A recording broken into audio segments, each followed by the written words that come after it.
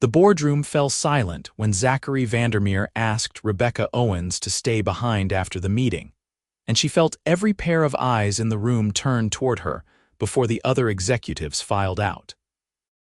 Rebecca had worked at Vandermeer Publishing for 3 years, climbing from editorial assistant to senior editor through sheer determination and countless late nights. She loved her job, loved the smell of manuscript pages, and the thrill of discovering a new voice. But she had never been alone with the company's founder and CEO, the man whose sharp business instincts had built a literary empire from a single independent press 20 years ago. "Miss Owens," Zachary said, his deep voice carrying across the mahogany table. He was 42, tall and broad-shouldered, with dark hair that showed distinguished touches of silver at the temples. His navy suit was impeccable, tailored to perfection, and his gray eyes held an intensity that made her stomach flip. "I've been reviewing the acquisition you proposed." The debut novelist, Emma Chen. Rebecca's heart raced. She had spent weeks putting together that proposal, convinced that Emma's manuscript was something special, something that could become the next big literary sensation. But it was risky. Emma was unknown, and the advance Rebecca had suggested was substantial for a first-time author. "I believe in her work, Mr. Vandermeer," Rebecca said, keeping her voice steady despite her nerves. "The writing is raw but brilliant. With the right editing and marketing, it could be huge." Zachary studied her for a long moment, his fingers drumming once on the table. "You're willing to stake your reputation on this?" "Yes," she answered without hesitation. Something shifted in his expression, a flicker of approval that softened the hard edges of his face. "Then we'll do it. But I want you to be the lead editor on this project. If it succeeds, the credit is yours. If it fails, we both take the hit." Rebecca felt a surge of excitement and terror. "Thank you, Mr. Vandermeer, I won't let you down." "Call me Zachary when we're working directly together," he said, standing and buttoning his jacket. "We'll need to collaborate closely on this. I want weekly updates, and I'd like to sit in on some of your editing sessions with Miss Chen. I haven't worked hands-on with an author in years, but something about this project intrigues me." Over the following weeks, Rebecca found herself spending more time with Zachary than she ever anticipated. He showed up to meetings with Emma, offering insights that reminded Rebecca why he had become so successful in the first place. He understood storytelling on an instinctive level, knew how to balance commercial appeal with artistic integrity. But more than that, he listened to Rebecca's opinions with genuine interest, treating her as an equal rather than a subordinate. Emma's book began to take shape under their combined guidance, and Rebecca discovered that working with Zachary was exhilarating. He challenged her, pushed her to think bigger and bolder, but he also trusted her judgment. When they disagreed, which happened often, their debates were fierce but respectful, intellectual sparring that left Rebecca energized rather than defeated. "You're not afraid to argue with me," Zachary observed one evening as they sat in his office, reviewing the latest round of edits. The rest of the building had emptied hours ago, but they had fallen into a pattern of working late, ordering takeout and losing track of time. "Most people in this company treat me like I'm going to fire them if they disagree." Rebecca looked up from the manuscript pages spread across her lap. "Would you fire me for disagreeing?" "No," he said, a hint of amusement in his voice. "I'd fire you for not disagreeing when you thought I was wrong. I don't need yes men, Rebecca. I need people who care about the work as much as I do." She felt her cheeks warm at the way he said her name, the intimacy of it somehow different in the quiet of his office with the city lights glittering beyond the windows. "Then you're stuck with my opinions," she said, trying to keep her tone light. "Good." His gaze held hers for a beat too long, and Rebecca felt the air between them change, become charged with something unspoken. Then he cleared his throat and looked back down at the papers in his hands. "What do you think about the ending? Emma rewrote it based on our notes." They worked for another 2 hours, but Rebecca was acutely aware of every movement Zachary made. The way his shirt sleeves were rolled up to reveal strong forearms, the concentration in his expression when he read, the rare smile that transformed his usually serious face when he came across a passage he particularly liked. She tried to ignore the growing attraction, reminded herself of the company policy against fraternization, told herself it was ridiculous to develop feelings for her boss. But it was getting harder to ignore the way her heart jumped when she saw him, the way she found excuses to stop by his office, the way she caught him watching her sometimes with an expression she couldn't quite read. 3 months into the project, Zachary invited her to attend a major publishing conference with him in San Francisco. Emma's book is generating buzz already, he explained. I want to start building anticipation, and I'd like you there to meet with potential reviewers and booksellers. You're the heart of this project, Rebecca. Your passion for it shows, and that's what will sell people on taking a chance on an unknown author. The conference was a whirlwind of panels, parties, and networking events. Rebecca found herself constantly at Zachary's side, introduced as his senior editor and partner on their most exciting upcoming release. She watched him command rooms full of industry veterans, saw the respect he commanded, but she also glimpsed the man beneath the CEO facade. He was generous with praise for his employees, genuinely interested in the books being discussed, and surprisingly funny when he relaxed enough to let his guard down. On the second night, they escaped a crowded cocktail party and found themselves walking along the waterfront, the cool breeze off the bay a relief after the stuffy hotel ballroom. Thank you for bringing me, Rebecca said, looking out at the lights reflecting on the dark water. I've learned more in the past 2 days than I could have in a year at the office. You've earned it, Zachary replied, standing close enough that their shoulders almost touched. Rebecca, I need to tell you something. She turned to face him, her heart suddenly pounding. The way he was looking at her, with an intensity that had nothing to do with business, made it hard to breathe. This project with Emma's book, working with you so closely, it's reminded me why I fell in love with publishing in the first place, he continued, his voice lower now. But it's also made me realize something else. Something I probably shouldn't say because of our professional relationship, but I can't keep pretending I don't feel it. Zachary, she whispered, knowing she should stop him but unable to form the words. I'm falling for you, Rebecca. I've been fighting it for weeks, telling myself all the reasons it's a terrible idea, but I can't stop thinking about you. And if I'm completely misreading this, if you don't feel anything similar, tell me now and I swear we'll never speak of it again. I won't let it affect our work together. Rebecca's mind raced through all the logical objections. He was her boss. There were rules against this. It could jeopardize her career, make things impossibly complicated. But standing there with the San Francisco lights glittering around them and the look in his eyes making her knees weak, none of those logical reasons seemed to matter. You're not misreading it, she said quietly. I've been fighting the same thing. Zachary reached out slowly, giving her time to pull away, and cupped her face in his hand. His thumb brushed her cheek, and the gentleness of the gesture from such a powerful man made her heart ache. I don't want to make your life complicated, he said. I don't want you to feel pressured because I'm your boss.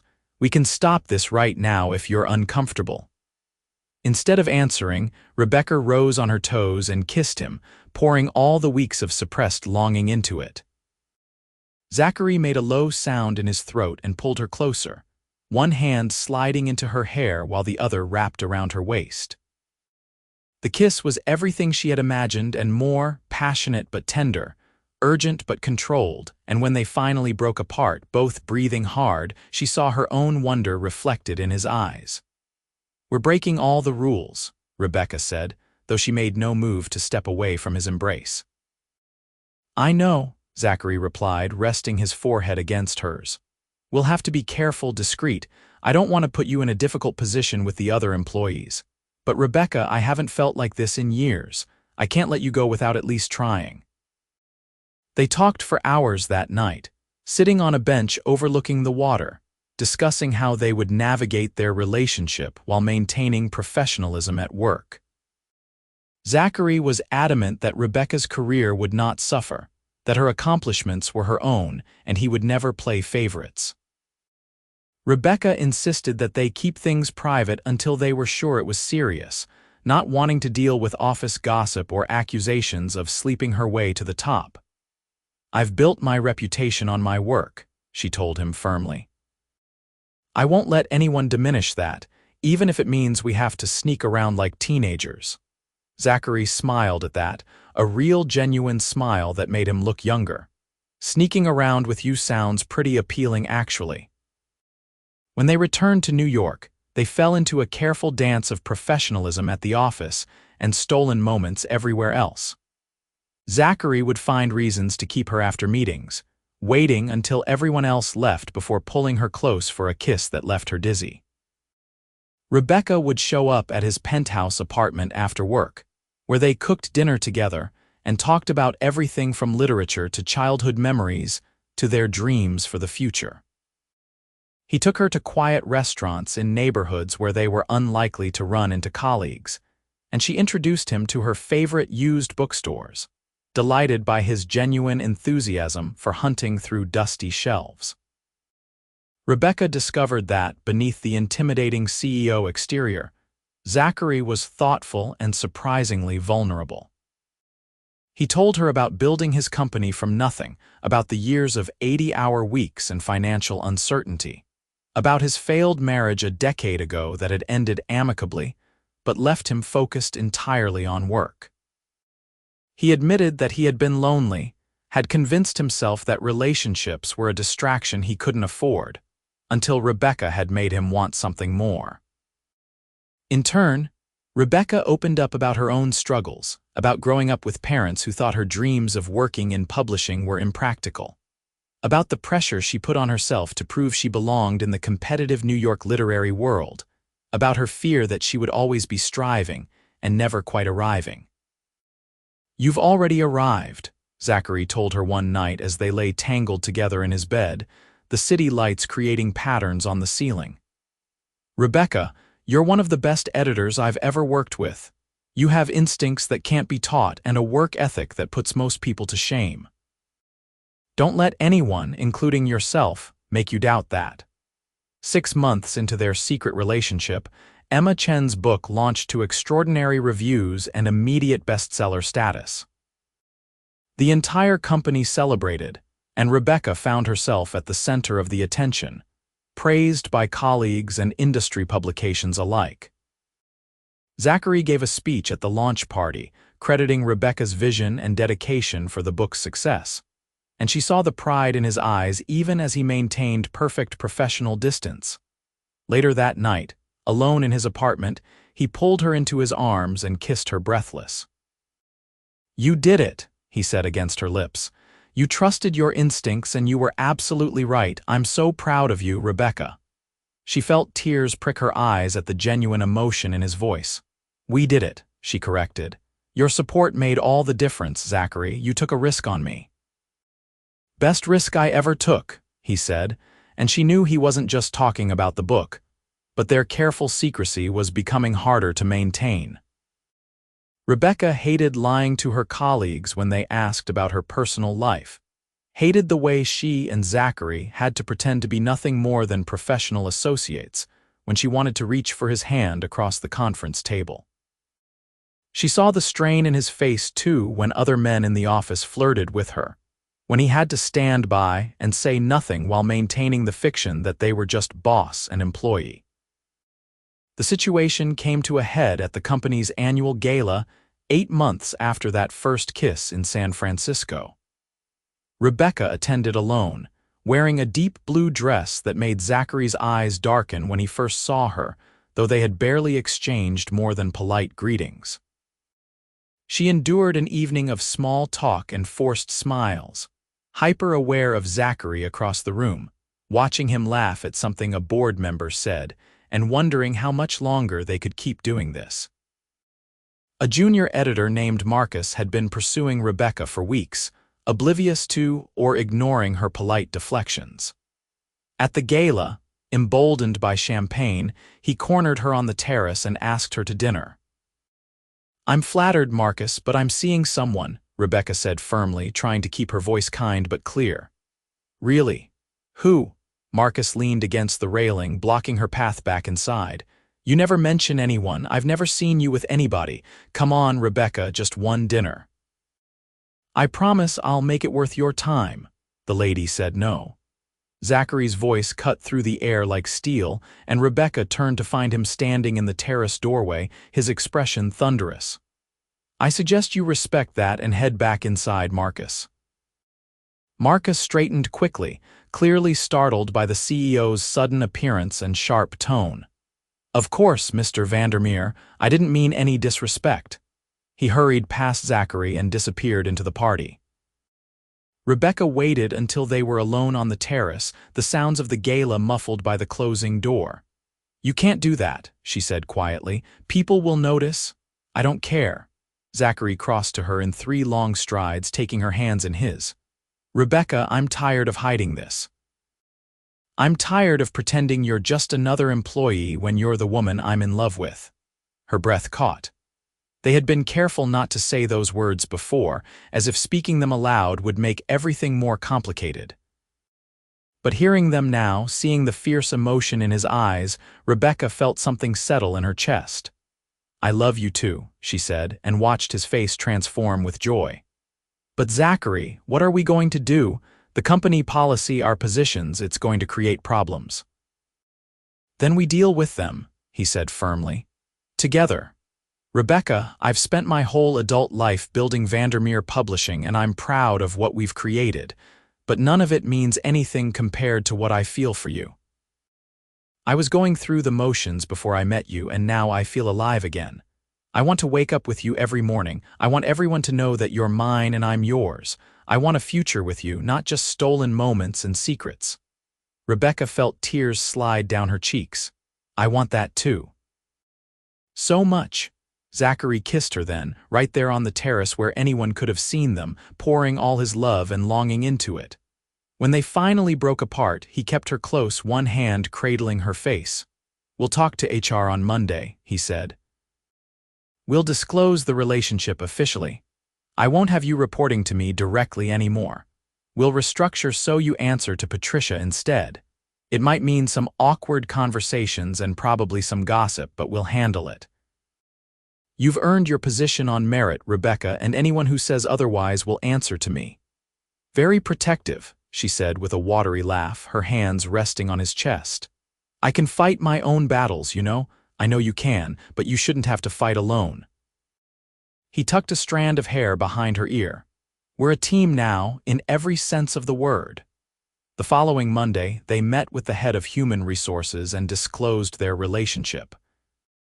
As Zachary had promised, he immediately restructured the reporting lines so Rebecca would no longer be his direct report, instead moving her to Patricia Donnelly's team. Patricia was the executive vice president and Zachary's second-in-command, a sharp woman in her 50s who had been with the company for 15 years. Patricia took the news with aplomb, raising an eyebrow at Zachary before turning to Rebecca. I assume this means you'll be bringing actual personality to our department meetings now instead of that painfully professional facade you've been maintaining. Rebecca felt herself relax slightly. I'll do my best. Good, Patricia said briskly.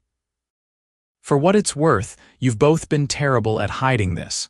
I figured it out months ago, but you're both adults, and Rebecca, your work speaks for itself. Anyone who has a problem with this relationship can take it up with me. News of their relationship spread through the office within days, and the reactions were mixed. Some colleagues were genuinely happy for them, others clearly skeptical about Rebecca's accomplishments now, and a few seemed mostly interested in the gossip potential. Rebecca held her head high through all of it, continuing to work harder than ever, determined to prove that her relationship with Zachary had nothing to do with her professional capabilities. Zachary, for his part, made it clear through both words and actions that Rebecca's success was her own. In meetings, he deferred to her expertise on editorial matters and never pulled rank to override her decisions. When a major publishing magazine ran a profile on Rebecca as one of the industry's rising stars, highlighting her role in discovering Emma Chen, Zachary framed the article and put it on his office wall. "I want everyone who walks into this room to see what you've accomplished," he told her. "I'm not just proud of you as the woman I love, Rebecca. I'm proud of you as a publisher who recognizes exceptional talent." Their relationship deepened and strengthened as the months passed. Rebecca moved into Zachary's penthouse apartment after a year together, and they fell into an easy rhythm of shared life. Mornings meant coffee on the balcony and reading the newspaper together.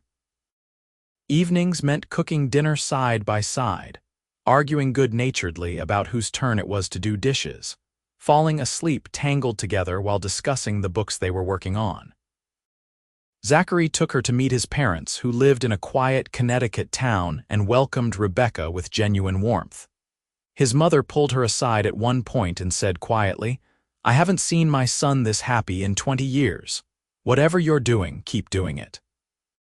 Rebecca brought Zachary home to meet her own parents, who were initially intimidated by his wealth and success, but quickly warmed to him when they saw how he looked at their daughter, the reverence and love clear in every gesture. Her father cornered Zachary in the kitchen and said bluntly, "You better treat her right, millionaire or not." "I intend to spend every day of my life treating her exactly as she deserves," Zachary replied seriously. "Rebecca is the best thing that's ever happened to me, sir. I know that." 2 years into their relationship, Rebecca acquired another debut novel that became a surprise blockbuster, cementing her reputation as an editor with a gift for discovering new voices. Zachary celebrated with her, taking her to her favorite restaurant and toasting her success with champagne, and that night in bed he held her close and said, "I want to marry you, Rebecca." She pulled back to look at him, her heart pounding. "Is that a proposal?" "Not yet," he said with a small smile. "I want to do it properly, romantically, but I wanted you to know what I'm thinking, where my heart is. I've never been more certain of anything in my life. You're it for me, Rebecca. You're my partner, my best friend, the love of my life. When you're ready, I'm going to ask you properly, and I'm hoping you'll say yes." Rebecca kissed him deeply, pouring all her love into it. "Just so you know, when you do ask properly, the answer is going to be yes." Zachary's proposal came 3 months later, on a Saturday morning that started like any other. He woke her early and said they were going somewhere, refusing to tell her where despite her questions and guesses. They drove out of the city, heading north into the countryside, and Rebecca watched the landscape change from urban to suburban to rural, curiosity building with every mile. Finally, Zachary pulled off onto a narrow dirt road that led to a beautiful old farmhouse surrounded by fields and woods. The house was clearly being renovated, with scaffolding on one side and construction materials stacked neatly near the barn. "Where are we?" Rebecca asked as Zachary helped her out of the car. "This is a property I bought a few months ago," he said, taking her hand and leading her toward the house. "I've been having it restored. I wanted to surprise you." He unlocked the front door and led her inside. The interior was stunning, all exposed beams and original hardwood floors and huge windows that flooded the space with light. Rebecca turned in a slow circle, taking in the beautiful kitchen, the cozy living room with a massive stone fireplace, the built-in bookshelves that lined nearly every wall. "Zachary, this is incredible," she breathed. "But why?" He led her to the back of the house, to a sunroom that overlooked rolling fields and a small pond. "Because I know how much you love the city," he said quietly, "but I also know you sometimes dream about having a peaceful place to escape to, somewhere quiet where you could read and edit without distractions. I wanted to give that to you, to us." Rebecca felt tears gathering as she looked out at the beautiful view. "This is too much." "It's not nearly enough," Zachary said, and when she turned back to him, he was down on one knee holding a small velvet box. "Rebecca Owens, you changed my life the day you walked into that boardroom and defended your editorial vision with such passion and conviction. You've challenged me, inspired me, and loved me in ways I never thought possible. You make me want to be better, do better, feel more. I don't want to spend another day without knowing you're going to be by my side forever. Will you marry me? Through her tears, Rebecca saw the ring, a stunning emerald-cut diamond that caught the morning light, but more importantly, she saw the love and hope in Zachary's eyes. Yes, she said, her voice breaking on the word. Yes, absolutely yes. Zachary surged to his feet and pulled her into his arms, kissing her with so much joy and relief that they both ended up laughing through their tears. He slid the ring onto her finger, and they stood in the sunroom holding each other, looking out at the property that would become their retreat from the world. They married 6 months later in a ceremony at the farmhouse, surrounded by family and close friends. Emma Chen flew in to attend, bringing her own husband and thanking Rebecca again for taking a chance on her debut novel. Patricia served as Rebecca's maid of honor, and Zachary's best man gave a speech about how he had never seen his friend so happy or so obviously in love. As Rebecca and Zachary danced at the reception, the sun setting over the fields behind them, she thought about that day in the boardroom when he had asked her to stay behind. How nervous she had been, how impossible it would have seemed that she would end up here, married to the man who had been her boss and was now her husband, her partner in every sense of the word. "What are you thinking about?" Zachary murmured, holding her close as they swayed to the music.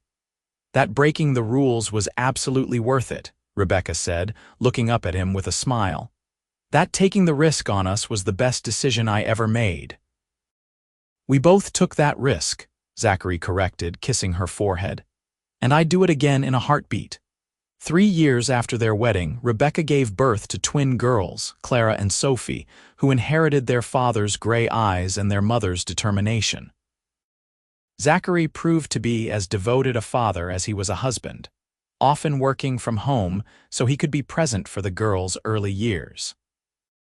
Rebecca continued her work at Vandermeer Publishing, now as editorial director, discovering new voices and mentoring young editors the way Patricia had mentored her.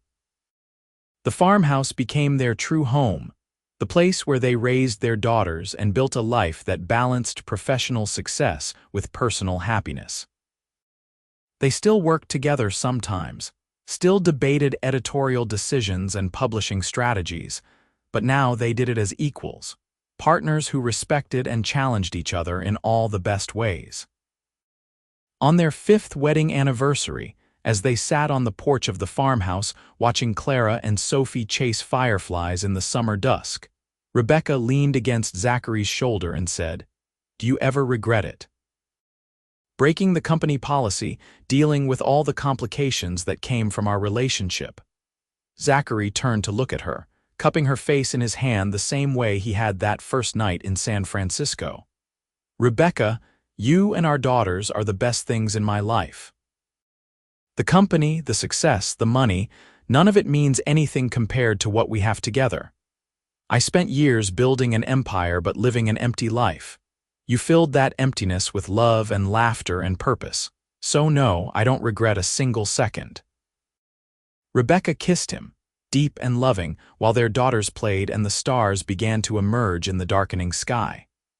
She thought about the young editor she had been, so focused on proving herself and building her career that she had almost let fear stop her from taking a chance on love.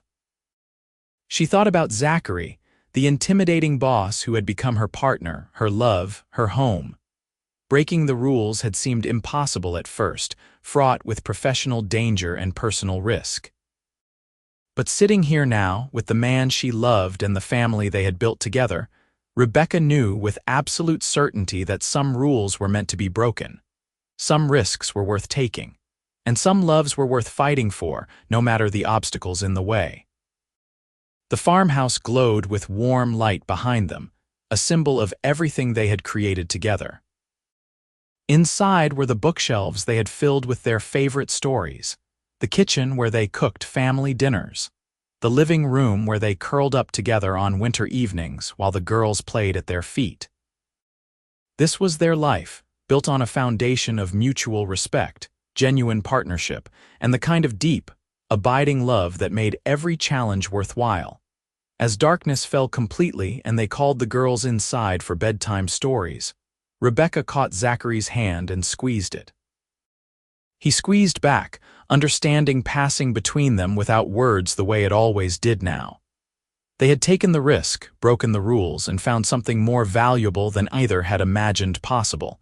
It had been worth it. Every moment, every challenge, every leap of faith. It had all been absolutely, perfectly worth it.